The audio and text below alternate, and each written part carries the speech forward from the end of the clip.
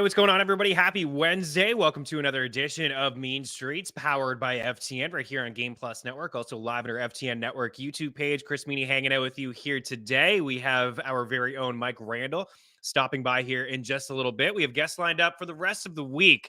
I know you guys are sick of hearing about my takes when it comes to Wildcard Weekend, Super Wildcard Weekend. We're going to address a lot of the games here today with Randle.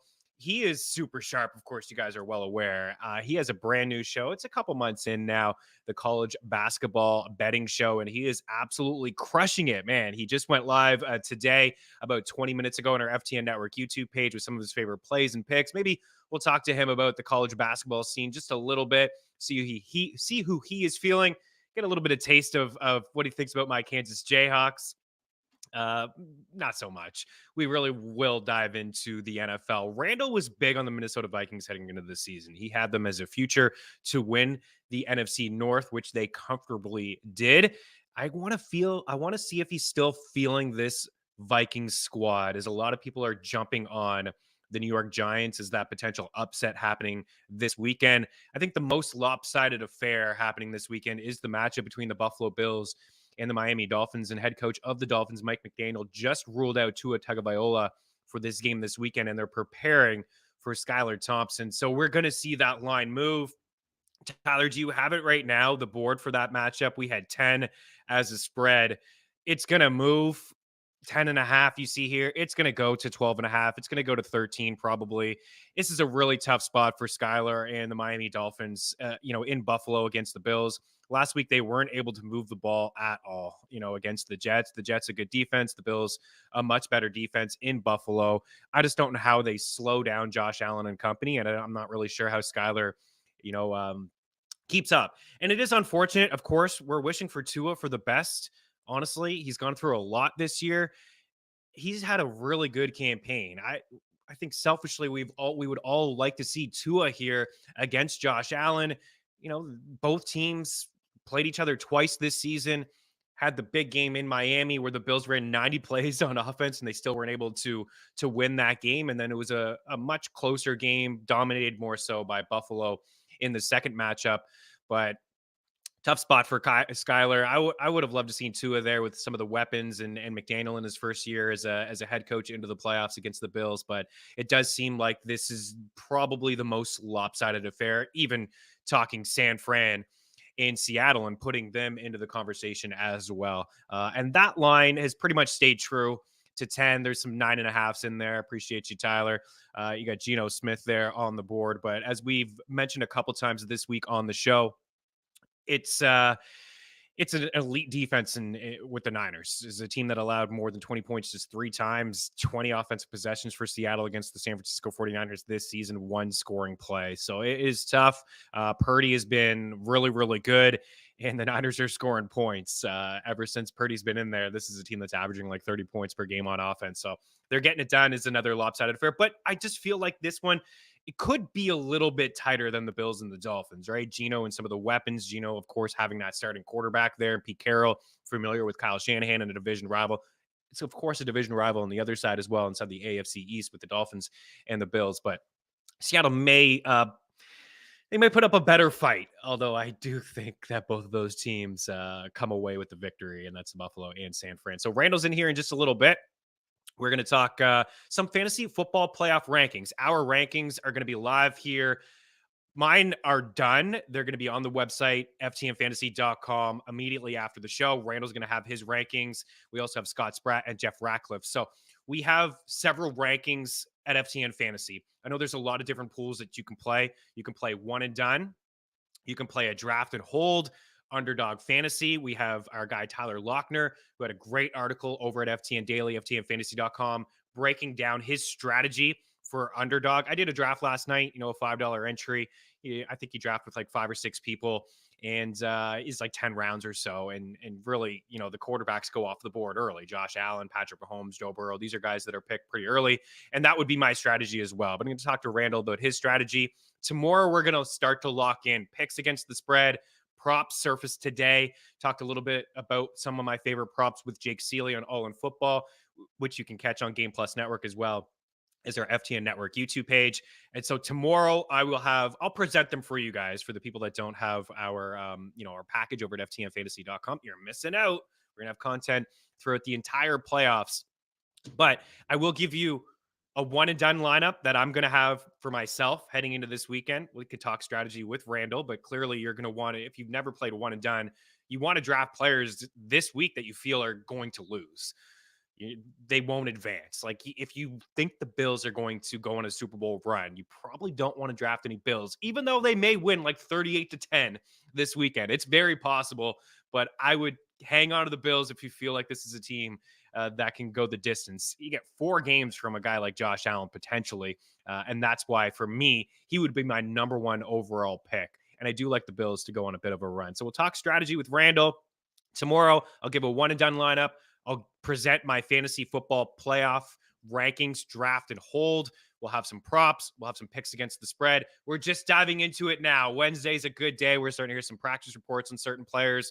We're just a couple days away now from Wildcard weekend. 2 games on Saturday, 3 on Sunday, and a great Monday Night Football game in Tampa between the Bucs and the Dallas Cowboys, America's team. We also have some NHL picks and props here on the show as well. So a lot to get to here on Mean Streets. We're going to take a quick break. We'll be back in a couple. Hang tight.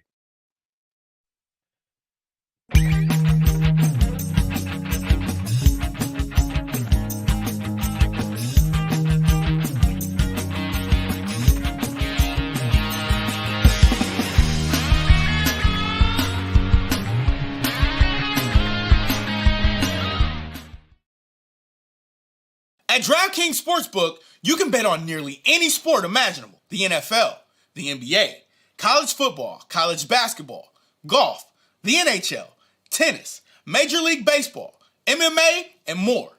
Download the DK Sportsbook app on iOS and Android operating systems, as well as on your desktops or in mobile browsers. Get the best bonuses using promo code FTN. Remember, the only way to gamble responsibly is to win.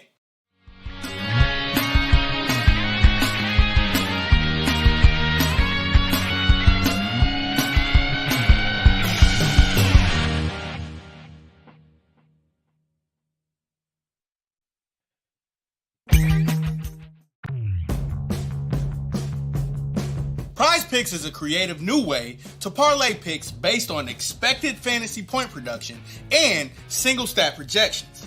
You pick 2 to 5 players and predict if they'll go over or under their projected fantasy point total or their single stat total.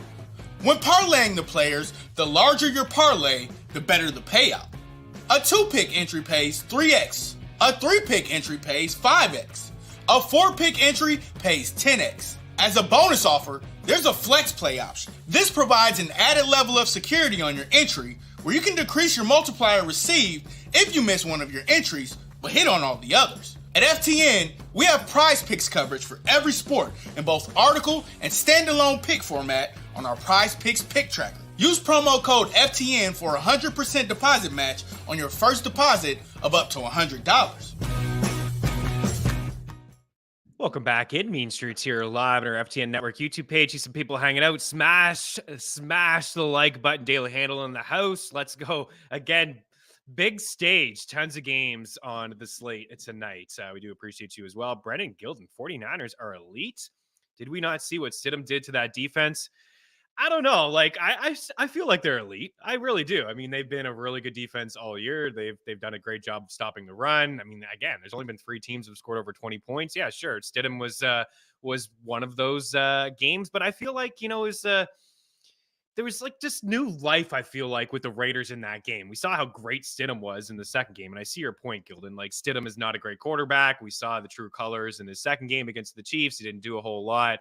And, it was a great game from Stidham and the Raiders in that matchup against San Fran. But yeah, I do believe they're elite. I think that this is a team where I've never really believed in their quarterback. A couple years ago, they had a great defense, and Jimmy G took them to the Super Bowl with 8, 9 passing attempts in that conference championship game against the Packers and even against the Vikings. I mean, you can add up the 2 games that they played in the playoffs before they got to the Super Bowl, and Jimmy G threw the ball 30 times. So I do believe that this is an elite defense. I think it's a defense that can get some pressure on the quarterback, and Bosa is a stud, right? So I feel like Philly and San Fran will meet up, and that will be a great matchup, right? The offensive line in Philly, what are they going to do with Bosa? They can move him around, right? So, you still got Lane Johnson there. It looks like he's going to be ready to go. I don't want to get ahead of myself too much, but I am comfortable saying that the 49ers defense is elite. When I look across the league and I'm ranking defenses, I'm probably ranking on that side. Like the Bills got some players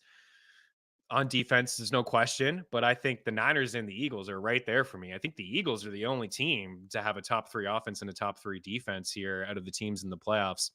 And the Niners are right there as well, along with the Bills. But out of all the teams in the playoffs, I would put the Niners and the Eagles right there up at the top. Gildan, we do appreciate you. We miss you on this show, dude. We really do. Okay, so Randle's hanging by, and we're going to get to him in a few minutes. We're going to mix things up just a little bit here. I have a couple NHL props and a couple NHL plays here for you guys that I wanted to share with you. And I will present one now. And I think towards the end of the show, we'll wrap up with like my favorite other plays. There's a few games on the ice tonight. I have a couple like teams in really good spots too. The Edmonton Oilers, who've been very inconsistent this season. They have a matchup against the Anaheim Ducks. And then we have the Washington Capitals, starting to get some healthy bodies back. Tom Wilson, Nicholas Backstrom. They have a really good matchup tonight against the Philadelphia Flyers. And Nicholas Backstrom's min-price over at FanDuel for those that want to play a little bit of NHL DFS tonight. We'll have an article live over at ftndaily.com. And of course, we're still running our free 3-day trials on both of our websites, ftndaily.com/free, ftnbets.com/free. And the daily side, you get the optimizer in the NBA and the PGA. Our guy Alex Blickel went live last night previewing the tournament this weekend in golf, and you can get all the projections, you can get the tools, and you can get the optimizer in the NFL if you want to play a little bit of NFL DFS this weekend. If it's always a fun weekend, the 2 games on Saturday, 3 on Sunday, and the 1 on Monday night, a big, large slate. The guys will be with you on Friday and Sunday, breaking down their favorite plays as well. You have access to that with the 3-day trial. Sign up for free, hang out. Maybe you'll hang out a little bit longer. And then on the betting side, all picks across all sports. Randle's been unbelievable with his college basketball picks. It's a free show on our FTN Network YouTube page. Check it out. Super sharp dude.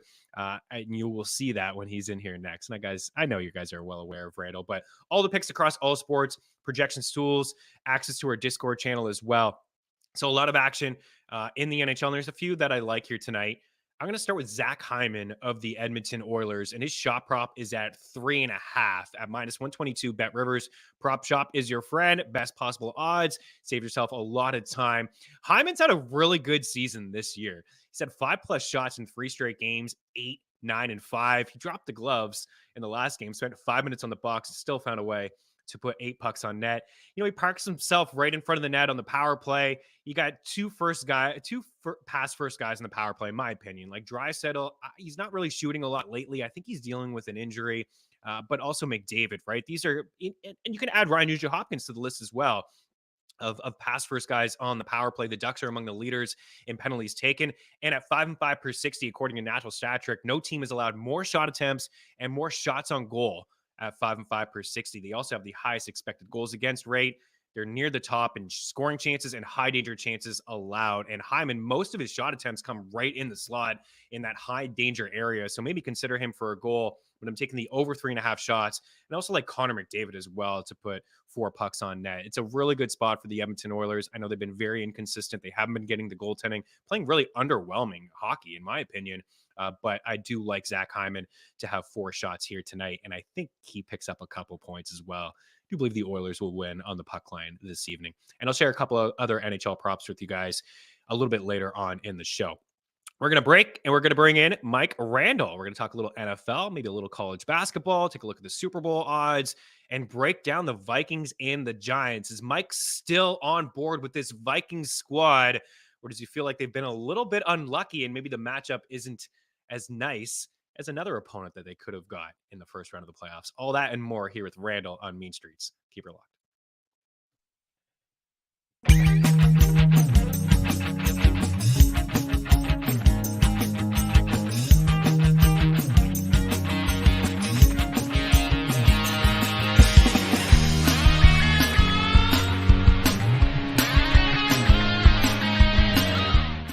I can't say enough about what we've got going on over at ftnbets.com. At FTN Bets, your bankroll can be profitable. With the FTN Bet Tracker, you can tell your favorite experts across all sports, including the NFL, NBA, and Major League Baseball. Welcome back to Mean Streets here on Game Plus Network. I'm your host, Chris Meaney. And with our premium content, you can take your bets to the next level. Only $49.99 a month.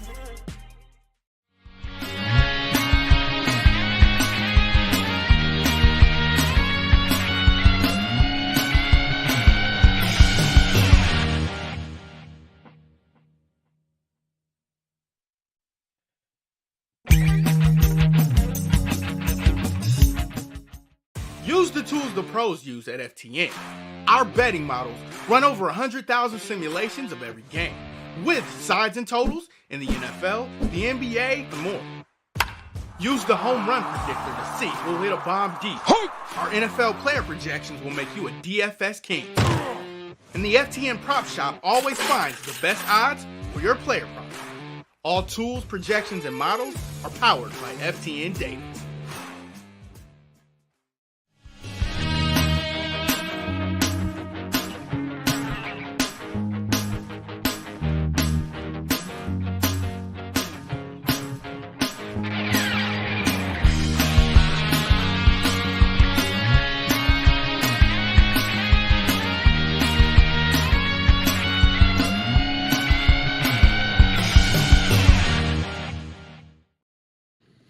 Welcome back in. Mean Streets here live on Game Plus Network as we bring in the GOAT, the Chief Content Officer over at FTN, Mike Randle, on the Twitter machine, Randle Rant. There's so much, Mike, I want to talk to you about here. And not a lot of college basketball, but man, every single night I'm seeing you with college basketball winners. I mentioned off the top of the show, you got your free show, weekly college basketball betting show is really starting to take off, guys. If you want winners, take a listen and a watch to Mike Randle. I know you already did a show today. Do you have a play maybe off the top here of the team that you like maybe this evening? Yeah, I put out the bet of the day, Chris, and you're too kind. We've been on a really good streak, so we want to keep it going. It's funny. Last night I put out on social media, I went to the Fordham game against Dayton. It was the only one really I got wrong last night. It was at the game, and Dayton was just dominant inside. But yeah, today's free play for me that I like a lot is TCU getting 6.5 at Texas. You know, Texas came in, Final Four aspirations, Chris Beard fired, the whole thing off the court mess that he had there. They really don't have an identity, Chris. They were a defensive lockdown team under Beard who came over from Texas Tech, and then they just gave up 113 points in the regular time against Kansas State 2 games ago. So they're coming off a win over Oklahoma State, but Oklahoma State was missing their center in that game. So I like TCU. Jamie Dixon's done a great job at his alma mater. TCU getting 6.5. I think they can win the game outright, so I'll grab the points here. They've lost 4 straight times in the regular season at Texas, but beat them in the Big 12 tournament last year. So give me TCU and 6.5 against Texas. Man, I love it. I feel like, I mean, I'm not as in tune as you with college basketball. I keep, tabs on some of the top teams, and I'm a Jayhawks guy. I've been a Jayhawks guy since I was a kid. I remember my mom picked me up like a Wilt Chamberlain Jayhawks tee when I was just a young buck, and I rocked it for years. And of course, I'm looking at the overall NCAA tournament winning odds. I see Houston up at the top at 650, Tennessee, Kansas at 12-1, UConn at 14-1. Is there any value on the board? Is it too early in your opinion to make these kind of bets? I mean, you're still a couple months away from the tourney. You know what they say about the tourney is that they want the upsets, the small schools early, and they want the blue bloods late. So if you're looking for a winner, you're going to stay within those 10 to 12 teams.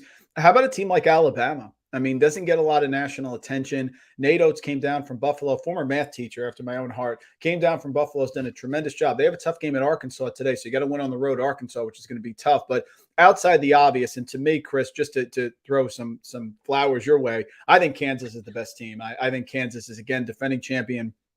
They won again last night. Tough game against Oklahoma. So I would look for a team. I think there is value in some of those lower teams.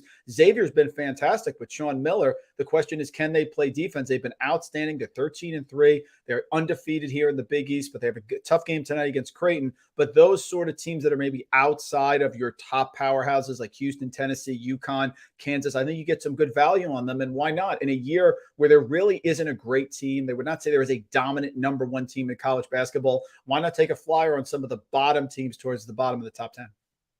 And Brendan Miller looks phenomenal every time I see Oh, Bama yeah. highlights. I mean, this guy just seems to put on a show, right? He looks like a real nice player. And one more college thing here, because I know Brendan Gilden's in the house and he's a big college basketball fan as well. And he's probably here because you are as well. I know he chirped me earlier on my comment about the 49ers defense being elite. He's like, elite? What the heck is that, Chris? I mean, instead of passing all over them, we would get into that in just a little bit. But one more. Is there a surprise team? Like, I don't know, maybe the surprise team is Bama, in your opinion, but is there a team that you felt like maybe they weren't, maybe a lot of people, yourself included, didn't think they would be as good, and all of a sudden they are? Maybe they're a team that you keep going to in the betting market. I don't know. Is there a team that comes to your mind as like, hey, this is a team that is really taking the league by storm? Entering this season, most people thought that the Big 12 was the best conference top to bottom. And starting the season, all 10 of those teams were inside the top 40 in KenPom. But for some reason, the market continues to disrespect Iowa State. And I don't understand. TJ Osselberger's done an amazing job at Iowa State. They made a run last year, got all the way to the Sweet 16. They are 13-2, 4-0. They have now beaten in order, Chris, Baylor home, Oklahoma away, TCU away, and Texas Tech home. So Iowa State, they keep giving those lines, and they're close enough. Last night it was like 6 against the Texas Tech team that's going in the wrong direction. That's a team, I don't know why people aren't into them. They're number one in defensive pressure, defensive turnovers in the country. They do a great job, Iowa State. They continue. They couldn't challenge Kansas for this Big 12 title, which is crazy, and people had them tabbed as sort of one of the back teams there in the Big 12 entering the season. Wow, interesting. Daily Handle chimes in here and says he thinks Xavier is a potential final four team. Says not confident in them getting to the national championship. Would you agree that they do have potential maybe to be a Final Four squad? Yeah, I think Xavier does. Sule Boom, who came over from UTEP, a dynamic point guard, super fast. And what Miller has done is he's maximized his bigs inside. Jack Nungy inside is just a wall. He doesn't foul. He battled Sonogo, the UConn guy. He's not a great offensive player, but he stays out of foul trouble. And then they have Zach Fremantle, who can be a little bit up and down, has been super consistent. The problem is Sean Miller, historically, when he was at Arizona, had great defensive teams, the teams that could not score. Now he's got the scoring. If he ever gets his team playing defense, they are absolutely a Final Four team. I think tonight's a big test because it's a sharps versus square game tonight. Everyone's on, the majority of bets, 77, 80% are on Xavier, minus 2.5 against Creighton. And then the majority of the money is coming in on Creighton. So I want to see tonight, and then I'll be sure. But are they a Final Four team? Absolutely. Mark Keifer, go Cyclones. He's feeling it. He's in the house. So, and he says, that's what's up. 50-1 over at DK, I see. And then one more. Daily Handle's a big college basketball fan. I don't know Daily Handle with Jordan Allen here if you watch and listen to the show with Randle, but clearly, I mean, he's got to have you hooked in with this analysis. I mean, you got me on the edge of my seat. And like I said, I'm not a big college basketball fan, but I am drinking what you were selling right now, sir. He says, one more. New Mexico. A sleeper team to win it all, question mark, or maybe just a Final Four? No, Richard Pitino's gone down there. In that game, it didn't get as much play when he went against his father. They played Iona. Richard Pitino, New Mexico, beat them 82-74 there against Rick. They've come back to earth a little bit. Chris lost to Fresno State and UNLV back-to-back. So win it all? I don't think so. And I'm curious to see how they're going to do in the Mountain West. They did win at St. Mary's, which is really, really difficult. But tough games coming up. San Diego State away on Saturday. They got Boise State next Friday. So let's see how they do. But are they a team that could make a run and possibly win the Mountain West tournament and make the NCAAs? Absolutely. Yeah, Patino's done a great job down there in New Mexico. Is there a better sports month than March? Maybe October? Like if you're a big sports fan, you get the World Series and everything. You got NFL into the full swing, NHL, NBA, and college basketball and things like that. But March, man, there's something about March, especially if you're a golf fan, the Masters around the corner, and then you got the Madness tournament and things like that. So I'm looking forward to it. It should be a good time, and I know you'll be covering all of it. Again, check out Mike Randle, guys, in the college basketball betting show. 3 days a week? Yeah, we're going 2 right now, and then we pick a third day depending. But once, now we're in the NFL playoffs, we'll get a big Monday slate. Once we get those big Monday slates going again, it'll be Monday, Wednesday, Saturday every week. So there's a couple things I'd like to get into. We'll say goodbye to the college basketball stuff for now. Learned a thing or two from you when it comes to that for sure. You did a video on our YouTube page. We have a lot of content when it comes to fantasy football playoff, rankings. We got Underdog best ball stuff. We're gonna have weekly rankings. We'll get into that in just a little bit, maybe the next block. I want to talk to you off the hop here about the Giants and the Vikings because you nailed this when it came to Minnesota.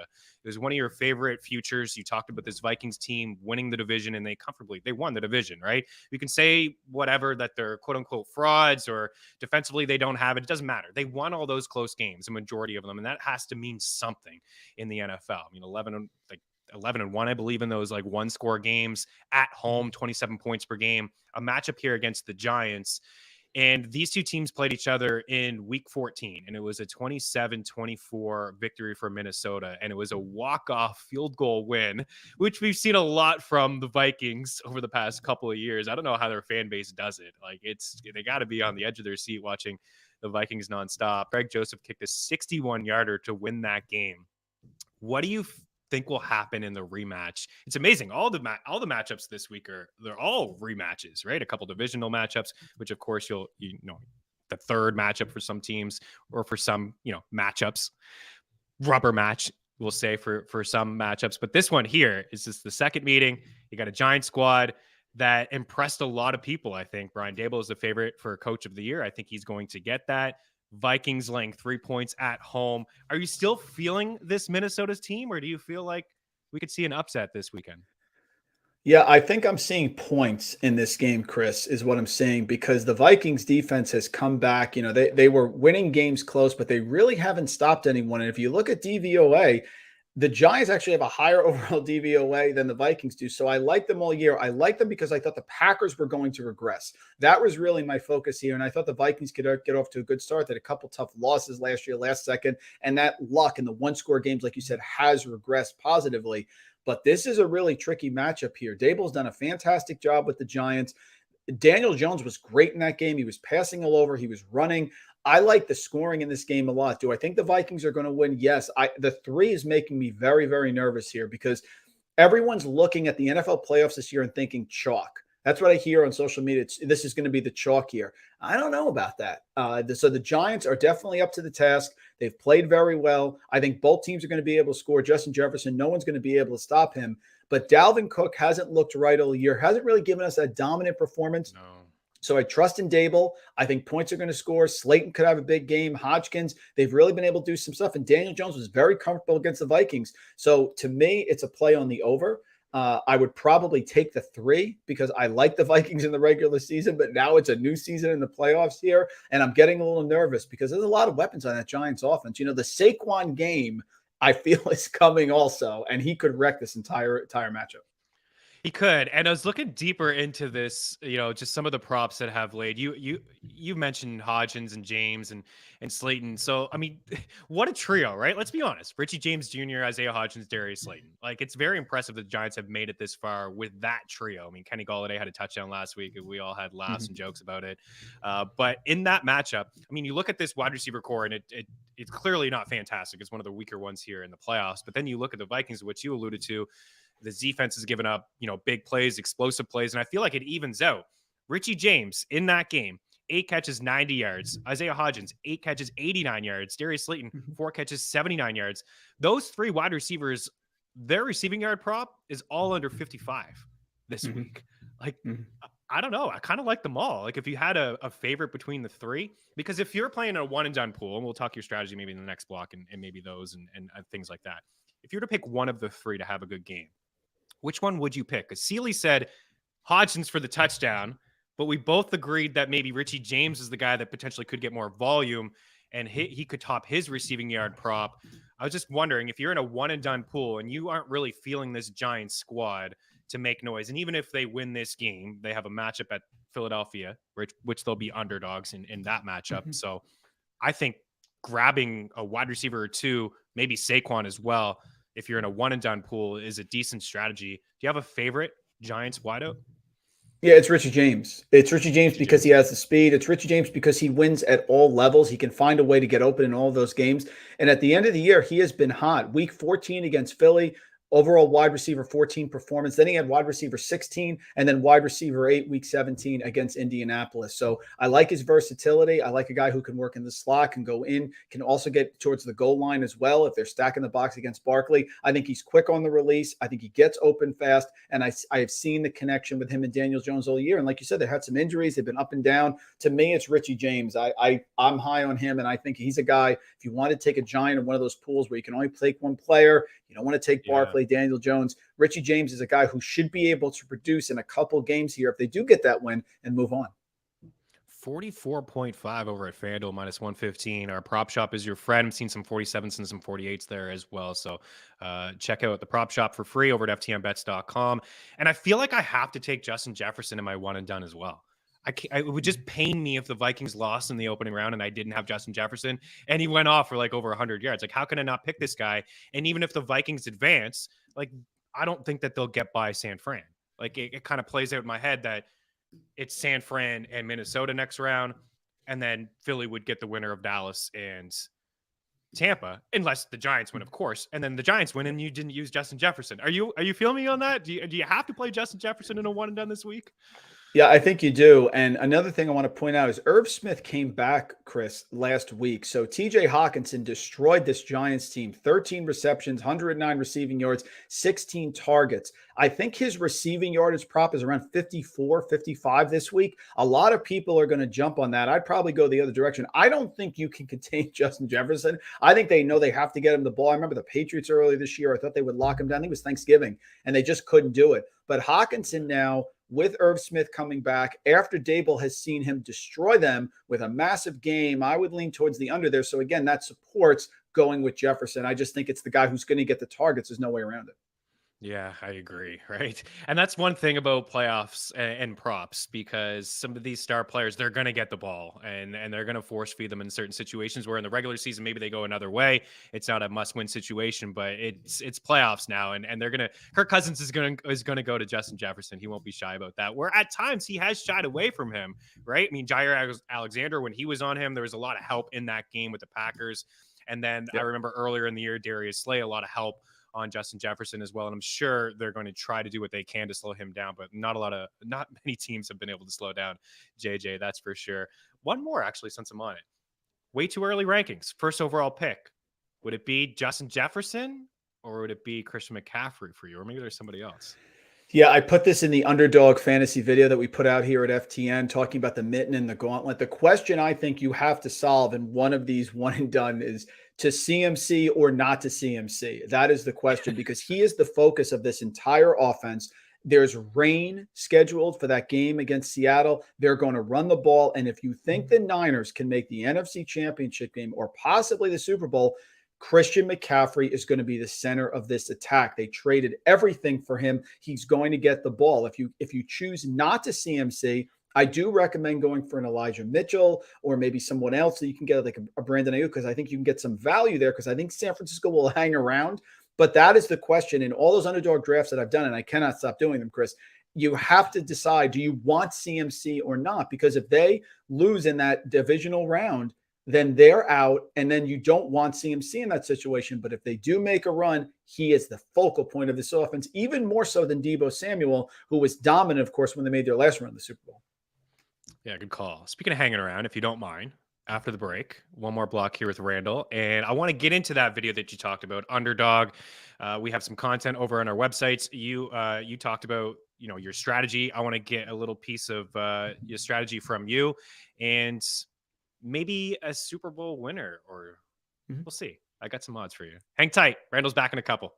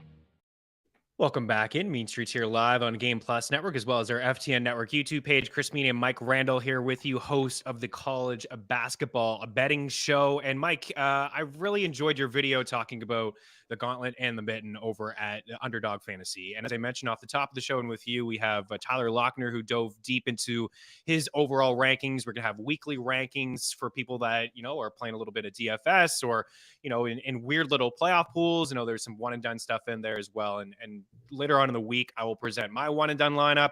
I'm going to present my fantasy rankings for those that are playing in draft and holds. But this is a little bit different. Best ball. You've mentioned you've done a lot of drafts. I did a couple last night. I had some fun with them. I'm trying to get as much Buffalo, Cincy, and KC as I can. I just feel like those are the three elite teams. And then in the NFC, I just feel like a lot can happen. I think the NFC could get crazy. I really do feel, you talk about chalk. I feel like the NFC could get nuts. The Eagles are kind of limping into the playoffs. You got the Niners. A lot of people don't really believe in Purdy. Gilden's in here, doesn't think they have an elite defense, things like that. But talk to me about your strategy. I take shots at Gilden. We're good friends. He knows that. I'm just tongue in cheek with him. Talk to me about your strategy though when it comes to these formats. Yeah, so the difference between the Gauntlet and the Mitten, and we're going to have crazy content, of course, all over the place, FFPC stuff as well. But with the Gauntlet and the Mitten on Underdog, you're going against 5 other people. So it's a group of 6 competitors, and only one in the Gauntlet advances to each round. So obviously you can't go into the Gauntlet and draft players from Kansas City and Philadelphia and load up your team with 4 or 5. You'll never get out of that first round. But of course you want balance. You want to have them as you move forward. Now with the Mitten, it's a little different because 2 of the 6 teams advance. So when you get to that final round in the Super Bowl, you actually have like 350 teams as opposed to 175 that you're going against, but you can take more chances. So what I talked about is you need a stack. You need Super Bowl representation. If you like the Eagles and you end up taking Jalen Hurts first, then you're not going to be able to grab a lot of players from Kansas City or Philadelphia to fill the majority of your team. So you're looking last round, Chris. Maybe you put in a Kenny Gainwell. Maybe you put in a Quez Watkins because you want to have as many players as possible in that final game.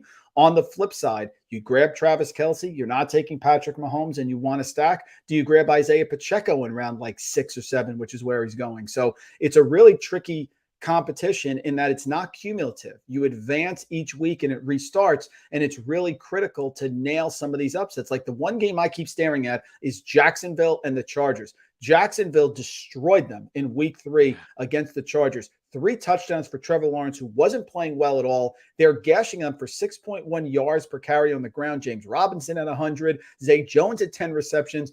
Could Jacksonville, because everyone likes the Chargers, but the problem is the Chargers haven't been playing well. Mike Williams is now hurt. They actually tried against Denver. Keenan Allen, 100 receiving yards. They're all in the game, and they didn't win that game. So could Jacksonville be the team that actually sneaks here and maybe finds their way to an AFC championship game? But I agree. NFC is wide open. Yeah, and when I was doing some of the drafts, and I did a couple mittens, so a little bit different. And I appreciate you, talking about the different strategies and contests with those 2 formats. And if you're new to Underdog Fantasy, use the promo code FTN. They'll match your first deposit as well. And we have a lot of content, and the video is free when you talked about your strategy in those 2 contests. I found like there certainly was a lot of value in the NFC. Like they're really like the Eagles guys went early and the San Fran guys went early. But after that, I mean, you could even like Justin Jefferson wasn't going super early. Yep. I mean, there's like the Vikings are kind of, even the Vikings and the Giants, like those players are kind of sitting there for you. Pacheco, you mentioned, right, is on a team that they're Super Bowl favorites, right? Mm-hmm. And the lead running back, I mean, you could make the case for Jerick McKinnon. I saw that he went like RB2, RB3. Like he's going pretty early, and he's been a touchdown machine this year. But Pacheco's a nice little sneaky option. Was there another sneaky option? Is it just the Jags? Because Kirk, all of those guys were there, and even if I'm with you, by the way. I don't know if you officially said that you like Jacksonville over the Chargers. I do. I like the Jags. I think that they have the better head coach in Doug Peterson. He's more experienced. I don't know what the heck I was looking at last week near the end of the game, and Keenan Allen's on the field catching all these passes. I'm like, why? Why is Keenan Allen on the field right now? But Jacksonville, the way that they can run the football with Travis Etienne, and the Chargers haven't stopped the run in 2 years. So I really think that the edge will be with Doug Peterson over Staley as a head coach. And I like the way that this Jags team is trending up. They've been opportunistic defensively. So those are players like Kirk and Zay Jones that are available in the later rounds. is there another maybe sneaky team and certain targets potentially that you would take a flyer on in later rounds as well? Yeah, the two games I think if you want to advance that you have to handicap correctly are the Jacksonville Charger game. Because look, if the Chargers make a run, could end up playing Kansas City. They have no problem playing Kansas City. Keenan Allen could end up getting 30 targets in 2 weeks. Yeah. On the flip side, I think it's Tampa Bay Dallas. I don't like the Buccaneers personally. I think they've struggled all season long, but there is value on that team. For example, Chris Cade Otton has now become the clear top tight end. And last week, he didn't play a lot, which to me means, Evans went out, Godwin went out. They got Brady his number that he needed for his bonus. And then he went out and Cade Otton went out of the game. So that's a player that if you can't grab a Buccaneer early, you definitely could grab late. Because when you think of tight ends, who do people want? Kelsey, Hawkinson, maybe even Evan Ingram, who obviously has been fantastic with Jacksonville. Yeah. So if you can get that game right, I don't like Tampa Bay, but if you get that game right, that team could definitely advance to the championship game. Those two are the ones. I don't think Seattle is beating San Francisco. And you have the Bengals, who are certainly going to play tough in this game. Are they going to be able to get upset in the first round? I just don't see it as well, even with the Ravens. So I am going with trying to handicap Tampa Bay and Dallas and Jacksonville Chargers because I have identified them as the teams that I think could win an additional game. And in a format like Underdog, it's critical because there's value there because people gravitate towards Hurts, the Chiefs, the Bills, obviously, a ton of teams that are up top, San Francisco, but they forget about some of those lower seeded teams. And do I think it's going to be 1 versus 2 in both conferences? No way. Yeah, I agree. No way as well. Cade Otton, I got to share him last night, but I also noticed to your point, like Mike Evans and Chris Godwin, nobody was really taking these guys. And I feel like people are a little uneasy about this matchup. It's a tough one to call. Both of these, you brought it up. Jacksonville and LA, tough one to call, but Tampa and Dallas, tough one to call. Do you feel like watching the Cowboys last week, it seems like you have a lean to Dallas. Do you feel like they just got all their sloppiness out of the way? Like that game last week, I mean, there was a muff punt. There was a muff kick return. There was a missed extra point. There was Dak throwing pick sixes. There was silly penalties. It was a game that they tried to win against Sam Howell, his first start as an NFL quarterback. Do you feel like they got rid of all the sloppiness and they're fine? You give them the benefit of the doubt as the better team all season long? I don't like either team. And Mike McCarthy, I think, Chris, is absolutely getting fired if they don't win this game. I mean, Jerry Jones can say he's not, but Sean Payton's out there taking a tour right now of all the teams in the NFL. So I don't like either one of these teams. I have faded them for the majority of the year against the spread and done pretty well. I do like Dallas in this matchup. Now, remember, CeeDee Lamb was held down in the first game against Tampa Bay. They locked him down. But I don't think this Buccaneers team is very, very cohesive. But I think another tip is you have to decide when you enter these tournaments, how do you feel about rookie running backs? Because I think the teams, your veteran teams, are going to trust. I think we got playoff Lenny Fournette. Okay, so are you going to go to Rachaad White as much? I don't think so. Devin Singletary for the Bills. People want to draft James Cook. Are they going to trust James Cook? How about McKinnon, Pacheco? When they get to the goal line with Kansas City, they end up going in a shotgun formation and McKinnon's in the game. So you have to sort of figure out. I could see as the playoffs continue, the coaches, your veteran coaches, trusting these young running backs more, but they like the veteran guys here. I think Fournette's going to have a lot of opportunities in this game against Dallas. He may not be able to run it, but he should be able to catch it coming out of the backfield. So I think that's another tip. You look and see who you're going to trust here. I am going with Dallas, but it's not a game I feel great about. No, it's not a game I feel great about either, to be honest with you. I mean, Dak's road and home splits are for real. I mean, over the course of his career, this is a guy that has certainly struggled on the road, and he had an NFL record this season. I mean, the most picks from a quarterback, missing 5+ games. So he's really struggled. The turnovers in key situations as well, even though this Dallas team has been one of the better offensive teams since he was back into the lineup. It just seems to be some weird mistakes, but they have been more complete and more consistent as a team this year, to your point, than Tampa Bay. And whatever the catch prop is on Fournette, I'm going to take it. I didn't see one, but I feel like he's going to have 5 or 6 catches in this game. One more block, if you don't mind. Think about your Final Four and maybe a Super Bowl matchup as well. We'll do one more quick block here with Randle after the break. Keep her locked.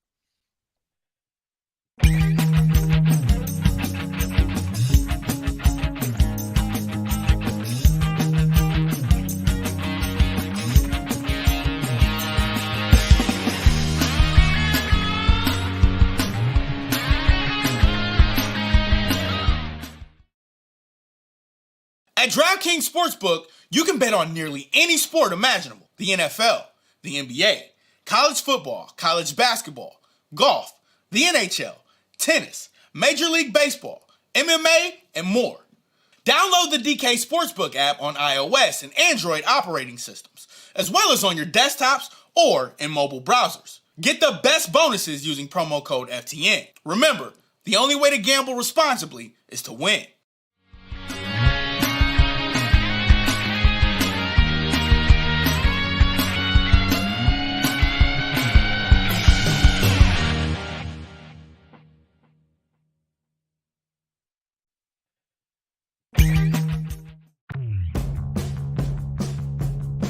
Prize Picks is a creative new way to parlay picks based on expected fantasy point production and single stat projections. You pick 2 to 5 players and predict if they'll go over or under their projected fantasy point total or their single stat total. When parlaying the players, the larger your parlay, the better the payout. A 2-pick entry pays 3x. A 3-pick entry pays 5x. A 4-pick entry pays 10x. As a bonus offer, there's a flex play option. This provides an added level of security on your entry where you can decrease your multiplier received if you miss one of your entries but hit on all the others. At FTN, we have Prize Picks coverage for every sport in both article and standalone pick format on our Prize Picks pick tracker. Use promo code FTN for a 100% deposit match on your first deposit of up to $100. Welcome back in. One final time. Chris Meaney and Mike Randle here. I want to present the Super Bowl odds. These are from DraftKings. Again, I referenced the prop shop. Save yourself a lot of time and a lot of cash here. Look at the fire from our guy, George. The Chiefs up at the top, plus 350. The Bills, 4-1. San Fran and Philly at 6-1. The Bengals at 8-1. Dallas at 10-1. The Chargers at 20-1. The Bucks, at 25-1. A lot of people, when I brought this up on Monday, of course, Randall, they wanted the long shot. Who's the best long shot after the Vikings that can make a run? I don't know if I see it, man. Like, I like Jacksonville too. I just don't feel like they're there yet. You know, I'm a big believer in learn how to lose before you learn how to win. And I feel like they can definitely get by the Chargers this week, but then that matchup against Kansas City, like that could be fun, but do I feel like they'll go into Kansas City and win that game? It's really, really tough. So, you know, Miami here with no Tua, that's going to drop down to like 75-1, 80-1 probably. We've already seen line moving from 10 to 13. The Giants at 50, the Seahawks at 50. The Jags at 40, and then the Ravens at 35-1. I guess let's just start. Is there a little small sprinkle you would pick on any of these teams, like say after the Bengals at 8-1? Yeah, if I had to do it after the Bengals, I would take the Cowboys because I do think, Chris, if the Cowboys get past the Buccaneers, I think they match up very well with Philadelphia. Cooper Rush, they went in, they played very tough the first time. I like this Dallas team against Philly. I just like the matchup. I'm more worried about them against Tampa Bay than I am against Philly. Not saying that they would definitely win, but I think the plus 1,000 is attractive. I don't believe in the Chargers. I mean, the Chargers last year should have made the playoffs, and they totally fell apart in that last game. This year, they've been up and down. They just lost to the Broncos. Like, do we think Brandon Staley's just going to rally everyone together right now? And that even though they've been very inconsistent and they've struggled, he had the fourth down problems last year, that they're going to put it together for 3 games? I don't think so. So those are not, I don't believe in the Buccaneers. I told you that. I want to say my Vikings. I really do. But their defense has to show me something here. I think they have a nice road because I think they should beat the Giants. I just think that Philly game is going to be tough. We saw it was a disaster earlier in the year. So that would be a tough matchup as well. If I had to pick one, it would be the Cowboys. But I agree with you. I like the Jaguars in round 1. I like my Vikings as well, but I just can't see them getting all the way to the Super Bowl and winning it. So it's hard for me to go below the Cowboys at plus 1,000. Yeah, and no, we're not just giving picks too, just for the sake of giving picks. We want to give some winners, right? So I agree with you on Dallas. I think that the matchup between the Eagles and the Cowboys, if we're looking ahead, would be a tough one for Philadelphia. I really do. Dak picked them apart a couple weeks ago, picked apart that secondary. I like the value on the Vikings as well because of what they can do offensively in a matchup at home, but yeah, they've had some rough games at the Link over the past couple of years, and certainly, in 2019 when the Eagles won the Super Bowl, they definitely struggled with Minnesota. I know a lot has changed, but there's still some players on that team. All right, let's hear your final 4. First, give me your final 4. I don't know if you've even locked it in. I don't even know if I've locked my Final Four in. I think I have, but let's go your Final Four and maybe a Super Bowl pick from you on the way up. Yeah, I think I'm going to take Buffalo, and I'm also going to take Cincinnati. I know that Kansas City now going against Cincinnati, they've had their number. I mean, how many times can they win in a row? But I'm going to take the Bills. I think the Bills comfortably get there, and I will put them against Cincinnati in the AFC. In the NFC, I do think it's going to be Philadelphia, and I do think it's going to be San Francisco. So I will go with the chalk.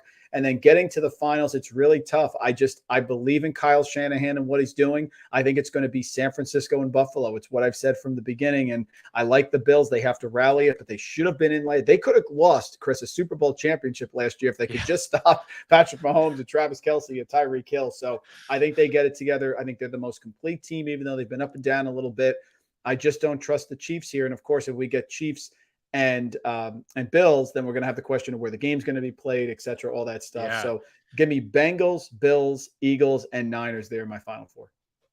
I love it. Yeah. 13 seconds. Bills fans are still saying 13 seconds. Yeah. That's it. They couldn't stop Tyreek Hill. But yeah, you know what? A lot has happened to the organization and the team over the past couple of weeks, but the fact that they're going to get that home game against Cincinnati if they match up against them, and then they don't have to go into Kansas City, I think is significant, right? This is a team that Arrowhead's a tough place to play. We all know that. And we saw how it worked out last year for Kansas City at home to come back into that game. And man, what a game it was. And I'm sure we'll see a couple really nice playoff games as well. Mike, you're fantastic. Appreciate the time today, dude.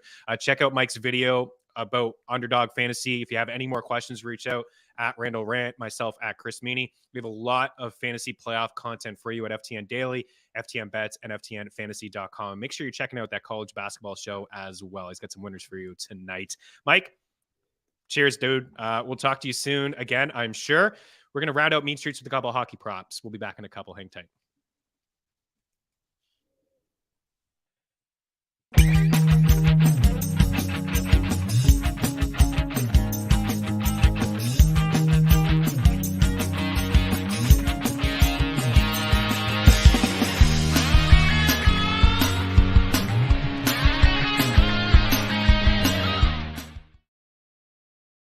At DraftKings Sportsbook, you can bet on nearly any sport imaginable. The NFL, the NBA, college football, college basketball, golf, the NHL, tennis, Major League Baseball, MMA, and more.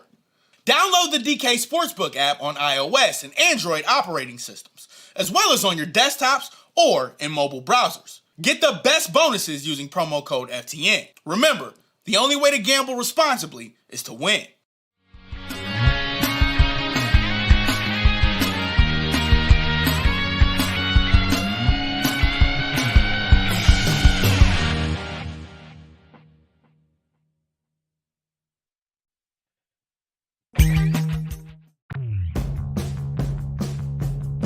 Prize Picks is a creative new way to parlay picks based on expected fantasy point production and single stat projections. You pick 2 to 5 players and predict if they'll go over or under their projected fantasy point total or their single stat total. When parlaying the players, the larger your parlay, the better the payout. A 2-pick entry pays 3x. A 3-pick entry pays 5x. A 4-pick entry pays 10x. As a bonus offer, there's a flex play option. This provides an added level of security on your entry where you can decrease your multiplier received if you miss one of your entries but hit on all the others. At FTN, we have Prize Picks coverage for every sport in both article and standalone pick format on our Prize Picks pick tracker. Use promo code FTN for a 100% deposit match on your first deposit of up to $100. Welcome back in. Randall was great, wasn't he? He's fantastic. David Joseph, appreciate you talking about a great show. Randall's super sharp, and we're going to have more guests a little bit later on in the week to break down some more of these matchups. And as I mentioned, tomorrow I will present my one and done lineup for this week, as well as my fantasy football draft and hold rankings, and we'll hammer home some picks against the spread and some props, as well as a little bit of DFS talk with Jim Saunis from Number Fire on Friday. So stay tuned for that. A handful of games on the ice tonight in the NHL. I mentioned Zach Hyman is my favorite shot prop tonight at 3.5. Also like Connor McDavid at 3.5 shots here is a few plays that I like here this evening. So the same thing applies, right? We talked about Zach Hyman and all the shot attempts. You know, he parks himself right in front of the net. 5+ shots in 3 straight games, 8, 9, and 5. McDavid as well, right? The same matchup, of course, against the Ducks over the last 6 weeks of the season. Actually, overall, it doesn't even matter. You can go back to the 6 weeks. I like to look at the last 6 weeks because it's more of a sample size and teams kind of getting their footing lately as opposed to the start of the season. But the Ducks have kind of stayed true. They're one of the worst teams in the league. They don't score a lot offensively. Trevor Zegras may not even play tonight. They are number 1 in shot attempts allowed, shots allowed, high danger chances, scoring chances, and expected goals at 5 and 5 per 60, according to Natural Stat Trick. So for McDavid, 4+ shots in 4 of his last 5 games. Adrian Kempe had 8 shots on goal in his last game. He was quiet 2 games before that, but he has cleared 2.5 in 5 of his past 7. A good spot here for Adrian Kempe and Kevin Fiala up against the Sharks. Played last night in Arizona. LA's playing their best hockey of the season. I like Kevin Fiala tonight as well. I put him into a parlay with Travis Konechny. Both of these guys are a little bit too juiced to take as singles. 3+ shots for Fiala in 6 straight games, 20 shots on goal over his last 4 games. And he's got 5 goals over that span. A hat trick, 2 goals the other night. And Travis Konechny's having a career season this year. A lot of ice time. He's cleared 2.5 shots in 8 of his last 11 games. Then no Austin Matthews tonight for the Maple Leafs. John Tavares over 3.5 shots plus money, 12 shots in his last 2 games. The Predators are inside the top 5 in shot attempts and shots allowed at 5 and 5 per 60 over the last month of the season. UC Staros has been absolutely unbelievable over the last week and a half, but he's going to see a lot of rubber tonight, taking Tavares. Goal scorers, I would go with Zach Hyman, Kevin Fiala, and a little bit of a long shot. Calle Jarnkrok going to be on that top line with Mitch Marner and John Tavares tonight. Good luck on the ice. We'll talk to you tomorrow. Cheers.